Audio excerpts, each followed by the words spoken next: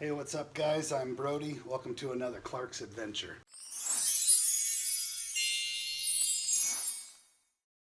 Today we're going to be talking about rotator cuff surgery, shoulder surgery. Just a little about me. A couple years ago I was lifting weights, doing some bench press. I was only on my first set. I only had 25s on each side. So not that much weight, didn't even have 100 pounds on, and I was on about, I think it was my fourth rep, and all of a sudden I felt this in my shoulder, and ever since then I've had a problem with it. Been to the doctor for the last couple, about 2.5 years now, and progressively kind of got worse. And I did cortisone shots, I did physical therapy, and then just lived with the pain for a couple of years. And then finally just went in because I couldn't lift my arm past about right there. And come to find out I had a bone spur that broke off into the joint and was floating around in the joint and acting kind of like a doorstop. So we had another MRI and figured out that from my previous MRI a couple years previous that there was substantial gains in my tear of my rotator cuff, and I also had a tear in my labrum. I'm an electrician by trade, so I use those shoulders a lot, pulling wire, lifting heavy conduit, all of that good stuff. And then I'm also very active. I like to lift weights and I like to run and do all that kind of stuff. I've got 3 young kids that are now 16 and 13 and 9, so I try and stay pretty active with them as well. But anyway, I'm on day 5 of having had my surgery, and the first couple of days are pretty rough. You want to take very good care and not move around a lot. I stayed in this recliner. In fact, day 5, I'm still sleeping in the recliner. However, I'm feeling much, much better. You get past that day 3 mark and you get your bandage off, and as long as you're not overdoing it and using your hand, you're usually feeling just a little bit better, at least throughout the day. You still have moments of tiredness. I don't think there's been a day the entire week that I haven't had a mid-afternoon nap, but I might be active all morning long. But anyway, I want to kind of talk about some of the things that in the healing process that can make life a lot easier for you. So if your doctor hasn't prescribed, if you haven't had your surgery and your doctor hasn't prescribed yet, make sure you get one of these ice therapy machines. These are, oh, I had it up, it fell down. These are absolutely awesome. It's a pad, it's a cold pack that just goes on your arm, and the first 3 days it is glorious. You can just leave it on because you have your bandages on. You just leave it on all the time, and it helps with swelling. And then even after that, use it as often as you can, but you're only allowed to leave it on for about 30 minutes out of every hour. And you'll find as each day goes on, you don't need it every single hour, but the 3 or 4, 5 times a day that you do want it, it is glorious. And this particular model doesn't take ice, it just has water, and it has like a condenser built into it just to constantly make it cold. A lot of the other machines you have to refill it with ice or frozen water bottles. But this particular one I rented, and I chose it. My doctor actually chose it because you don't have to refill it. You just turn it on, you don't have to mess with it anymore. Another thing, and like my mother had 2 different surgeries for rotator cuff, and she didn't have that ice therapy machine, and has come out, and she's been helping with recovery. She's been going to stay with us for a couple of weeks, and she didn't have one of those and is like extremely jealous. And we started talking about the different things that her doctor did not do that my doctor has done. Another thing is your sling. Make sure that it has one of these supports, these pillow supports. These pillow supports help keep it in place.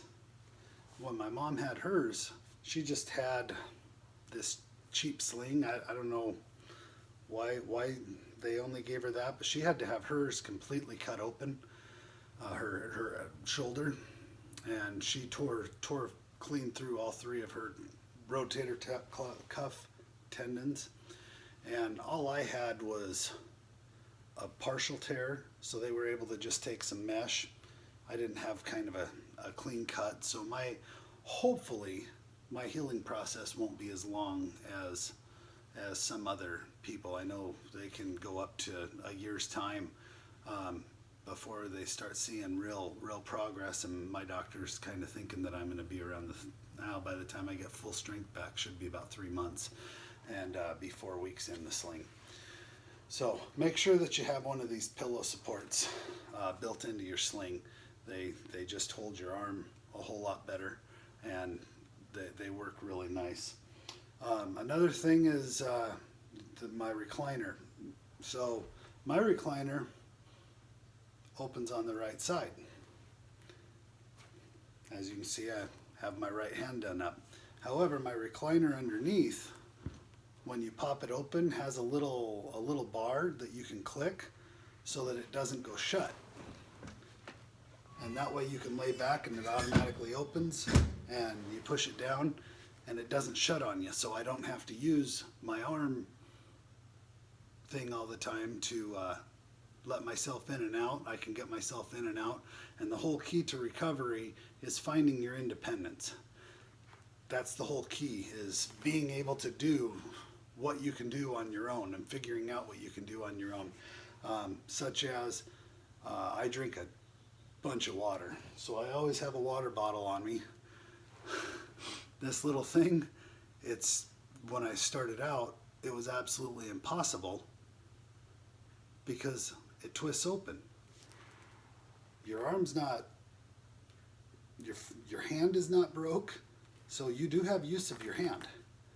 You know, you're able to touch things. However, putting pressure to squeeze goes all the way up into your shoulder, and it makes it impossible or very hard. I'm now to a point that I can hold it with my right hand. I put it on this little ball so that I don't put a bunch of weight, and I'm able to turn it with my left. That's something that I just started being able to do. Before I did that, I would use my feet and just use my left hand to open it up.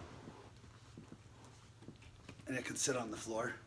You get your left hand, boom, just like that, and put it on the floor. It's about being creative with what you can do and what you can't. Another cool feature is I have one of these, for my phone I have a Mophie case, which allows me to wirelessly charge. And that little round thing there, that's a wireless charger. So I can sit in my chair and just put my phone onto the wireless charger and pick it up. I don't have to use two hands to be able to use a plug-in, and it just makes it really hard. And the whole key to recovery is just making things as easy as possible without hurting yourself. Easy as possible with still being independent without hurting yourself. Those are keys to recovery. So I keep a TV tray on this side just to hold my stuff here. I've got my coffee table that keeps everything, keeps my ice therapy. You don't have it, I can't reach over and get anything off of the table on the right, so that's kind of my stationary stuff. Any of the little stuff that you would want on the left of you. So I did figure out that, you know, your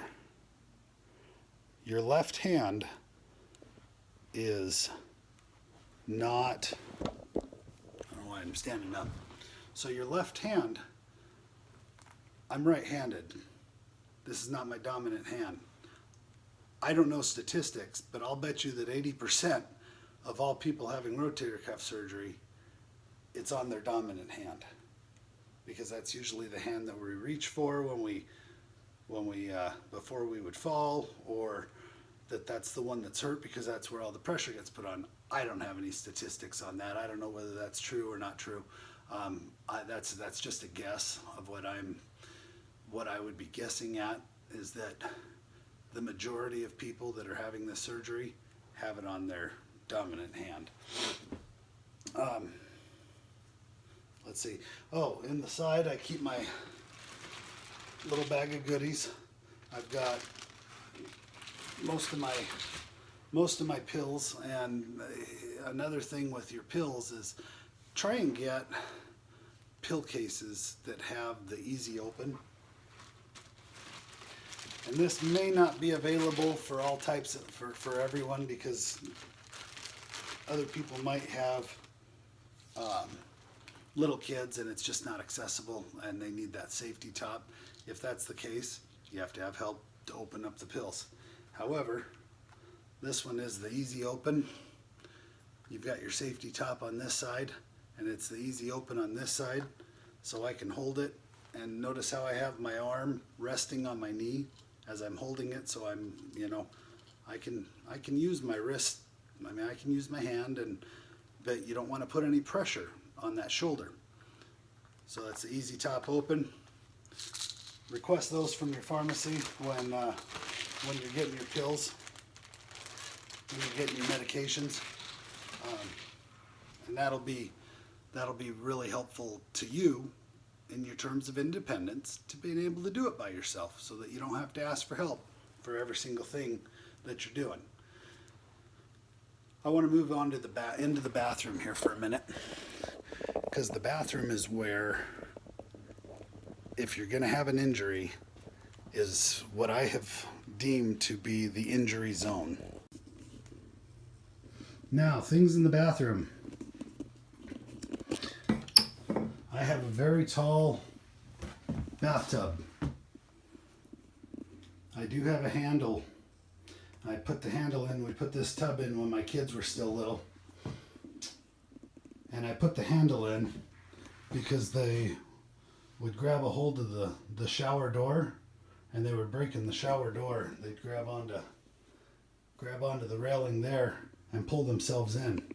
I did purchase a bath seat to shower in, put your shampoo and conditioner, and I found that having a body wash and a scrub brush, and then I have a back brush as well. This will allow you complete independence. So when you're in the bathroom and it comes time to needing to get dressed or undressed, please sit down on that darn toilet so that you don't slip and fall. I will guarantee you that as you're trying to put your boxers on or your underwear on or something like that, and you're just doing one leg at a time, and you're standing up and you only have one good hand, you have a chance to fall. Please sit down while you are getting dressed. That is where a fall will happen. Just sit on the toilet. Put your underwear on. Put your sweats on. Put your socks on. And be safe. Something else that I'm wanting to talk about. We talked about the screw bottle on my Powerade bottle. When you're going to brush your teeth, there are two types of toothpaste deals. There's one that you twist again, and there's one that you can just flip it open. And it's just that easy. Then you can get your toothbrush out and put your toothpaste on, close it up yourself, complete independence. This one here, you have to put strength in your arm that goes up your shoulder, as you're twisting, even if you're holding it, it may not be that big a deal, but it's just one of those little things that can do it. Also, deodorant. Get yourself an aerosol can of deodorant spray. That is awesome. You can't hardly lift. I mean, you take your sling off and you got to keep your arm to the side. And you can't lift your arm out. I mean, I'm lucky to lift my arm out just enough that you could get room in your armpit. If you have some deodorant spray, you can take care of it yourself. Otherwise, you have to have your spouse or someone else doing one side of your deodorant. Not to mention, there again, until you get your strength, you pull this out. It's hard to, I mean, you don't have the strength to pull it off here, and you really shouldn't be holding it right here without at least getting some support underneath that elbow so that you're not putting any pressure on your shoulder. So aerosol deodorant, lifesaver. Another thing for being a guy is shaving. And we're going to go back to the same thing that we talked about earlier of the dominant hand. I'm not used to shaving with this hand. I'm not really wanting a razor next to it. I recommend going out and getting a battery operated razor. Get yourself going. Works great. You can just stand and take care of it. Done. All by yourself. Independence. Hopefully I've shed some light on some of the things that are going to be coming your way. Like I said, the first 3 days, you know, you probably don't want to move around a whole lot. You got your bandages on. Keep that ice therapy on. On day number 3, they told me I could take my bandages off. I can show mine right here. That's typically, the tape was a little bloodier then, but that's typically about what it looks like right there when you have it done, orthoscopically anyway. You're gonna, one of the other keys to keep in mind is once you start feeling a little bit better, get up and walk around. Walk around your house. You know, don't do anything crazy. I don't know if I'd go out on like a 5-mile walk or anything because it's still pretty tender, but till your doctor clears you for that. However, there's nothing wrong with your legs, nothing wrong with your arm, nothing wrong with even your hand. You'll find that you can, without putting any weight on it or pressure, you'll find that you can hold, like I figured out that I can write, if I bring the paper to me, I can write my name on a sheet. You can, you have very limited use, if any, of your hand, but you'll figure out that there are some little cheating methods to making it easier for you to being able to have things going well. You know, find different ways to doing things. You know, don't try and claim back your independence as quickly as you can, and it'll be less hard for you in the long run because you'll every day find a new thing that you figured out and creatively able to do that you weren't able to do the day before, such as something as simple as just pulling out a bowl and getting some cereal, and even if the cereal isn't open, get it open with that good hand and find a way to maneuver to just cut the top off and pour yourself some cereal and get some milk. Once again, it's a screw cap. If the milk's not open, you may need help with it. If it's already open, you might be able to handle it yourself. But getting that independence back is a very key thing to your mind being positive and being able to figure things out for yourself. I hope I was able to help you guys out with kind of showing you my journey. I'll do up another video here in a couple of weeks and show you where I've progressed. They say that I'm going to need my sling for about 4 weeks. They say I'm on day 5 of the journey, and then I'll have 8 weeks of physical therapy after that. My case wasn't quite as severe as some other people's that are going to be 6 months later, 8 months later. They're still going to be working on it. Fortunately, fingers were crossed, and it worked out that way for me. So anyway, you have any comments or questions, go ahead and leave them in the comment section, and I'll get back to you. Otherwise, happy healing. Thanks for joining me.